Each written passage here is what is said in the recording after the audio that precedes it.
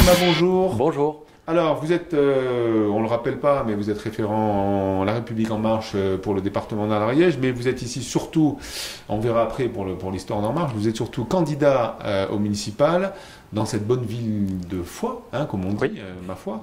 Et donc, vous allez nous expliquer un petit peu quelle est votre ambition, quelle est un peu la méthode. Est-ce qu'on a toujours les mêmes méthodes utilisées par En Marche depuis qu'on les connaît? Comment ça va se passer alors très concrètement, j'ai obtenu le soutien de La République En Marche pour construire une équipe et un projet à Foix. Ce projet, il se bâtit sur une méthode. Donc parlons de la méthode. Cette méthode, on l'a commencée voici un an, au mois d'octobre 2018, sur une base simple. On va au contact de la population, on écoute, on entend et on co-construit. Donc on a commencé ça au mois d'octobre 2018. Nous continuons des porte-à-porte plusieurs fois par semaine, plusieurs équipes. Moi, j'ai rejoint le collectif Foix 2020 qui s'était déjà constitué.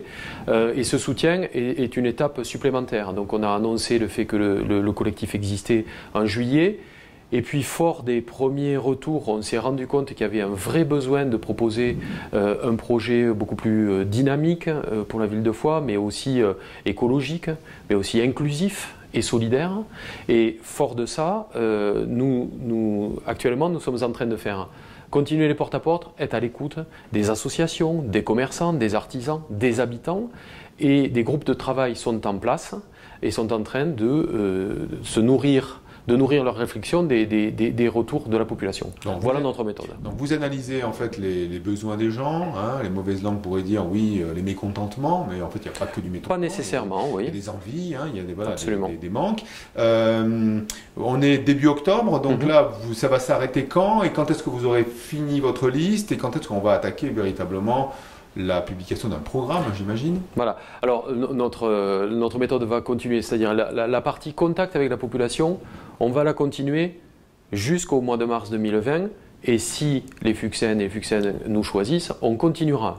Ça sera un des axes de notre programme.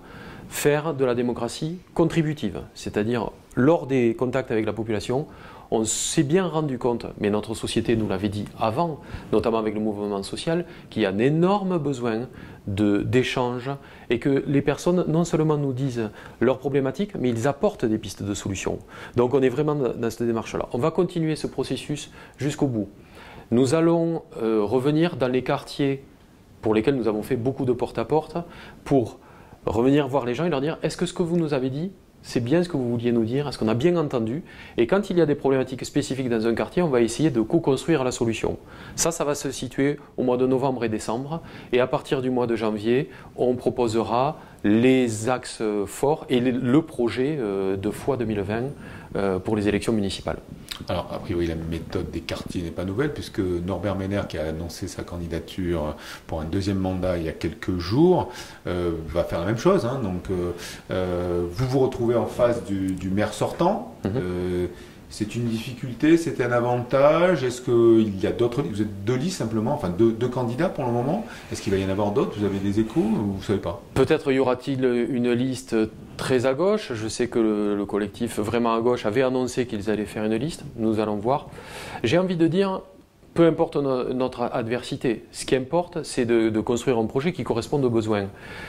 Moi, ce que je note, je l'ai lu comme vous, c'est que l'équipe sortante dit « Tiens, ça serait bien d'aller voir la population ». Ma question, c'est que ne l'ont-ils fait avant?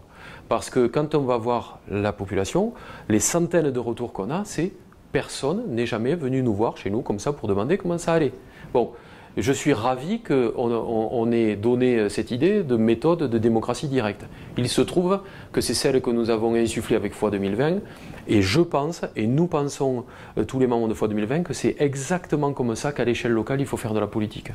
Bon, vous attaquez donc à la ville-préfecture, mais écoutez, bon courage, hein, je sais pas, merci. De chance d'ailleurs, c'est du courage, parce qu'on sait que s'engager en politique locale, c'est quand même pas simple, hein, donc courageux sont les gens qui sont candidats, hein, on les remercie pour nous, parce que quelque part, s'il n'y en avait pas, il y aurait un problème de démocratie. Que se passe-t-il dans le reste de l'Ariège? Donc, parce que vous êtes représentant, comme on le disait au préalable, donc vous êtes En Marche, et donc on va un peu suivre tout ce qui va se passer. Est-ce qu'il va y avoir des listes En Marche, affichées En Marche? Quelle va être la politique d'En Marche et du référent c'est du soutien, de l'investiture, comme il peut se passer au PS? Comment ça se fonctionne? Alors, vraisemblablement, ce que je peux vous affirmer aujourd'hui, c'est qu'il n'y aura pas de liste estampillée La République En Marche, y compris à Foix 2020 aujourd'hui, sur le nombre de personnes qui sont dans le collectif, nous sommes peut-être 3 ou 4 maximum à être en marche. Nous avons des personnes de tous horizons politiques, de tous âges, de toute origine sociale et professionnelle. Donc ce qu'on a vu dans la dépêche, pour ne pas les citer, ou je crois la Gazette aussi, comme quoi vous avez une investiture, ce n'est pas une investiture. Non, c'est un soutien. Les mots ont un sens, c'est effectivement un soutien pour constituer une équipe du plus large rassemblement possible avec des gens qui viennent de gauche, du centre, de droite, mais qui ont un objectif commun. Appliquer cette méthode et surtout avoir pour objectif de redynamiser cette ville-centre qui d'ailleurs vient d'être épinglée par la Chambre régionale des comptes qui explique que dans cette ville, l'équipe sortante n'investit pas assez et ça nous l'avons bien vu et nous l'avons entendu. Donc je reviens sur votre question. Sur le département. Sur le département. Sur le département, nous n'aurons pas de ville avec des investitures parce que dans nos villes, y compris les plus grandes, vous voyez bien que ce qui est important, c'est d'être dans un plus grand rassemblement. Par contre, la procédure, c'est la suivante. J'ai autour de moi au niveau ariégeois ce qu'on appelle une commission départementale d'investiture. Donc toutes les personnes ou tous les élus qui souhaiteront obtenir un soutien de La République En Marche nous donneront leur projet. Pour les villes de moins de 9000 habitants, donc toutes sauf Pamiers et Foix, la commission départementale d'investiture décidera effectivement fort de ce projet si elle apporte le soutien. Et le bureau exécutif à Paris, qui est la seule instance légale de La République En Marche, validera cette proposition de soutien. Pour la ville de Pamiers et de Foix, comme j'ai fait pour moi, il y a eu un dossier qui est passé directement à la commission nationale d'investiture et après qui a été validé par le bureau exécutif. Ça sera probablement le cas également à Pamiers. Est-ce que vous avez des listes qui ont demandé votre soutien ou votre investiture? Parce que là, vous venez de me dire que c'est une commission d'investiture. Oui, ça s'appelle la commission nationale d'investiture. Oui.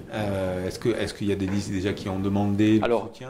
Alors, il y a des personnes dont je ne peux pas encore donner le nom ici parce que le bureau exécutif décidera ou pas d'accorder le soutien à ces personnes-là qui, oui, ont demandé le soutien. Donc nous sommes en phase d'analyse des dossiers, des projets, des CV, des candidatures. Et nous allons continuer ce processus tout au long de l'automne de façon à pouvoir apporter le soutien aux personnes qui le souhaitent. Notre objectif, et je parle là en tant que référent de La République En Marche, notre objectif, c'est l'ancrage local. L'ancrage local ne passe pas nécessairement par le fait de planter un drapeau à tel endroit ou tel endroit. Ce n'est pas du tout ça notre objectif. Notre objectif, c'est de renouveler les visages et que de nouvelles personnes viennent et s'impliquent dans la vie locale. Bien, mais donc on va vous retrouver peut-être d'ici la fin de l'année pour voir en gros quand les listes seront déjà en ordre de bataille et puis pour la grande aventure après la trêve des confiseurs, parce que en gros c'est le top départ, ça va être à peu près au mois de janvier pour ces fameuses municipales 2020. Voilà. Merci Jérôme Azéma. Merci beaucoup.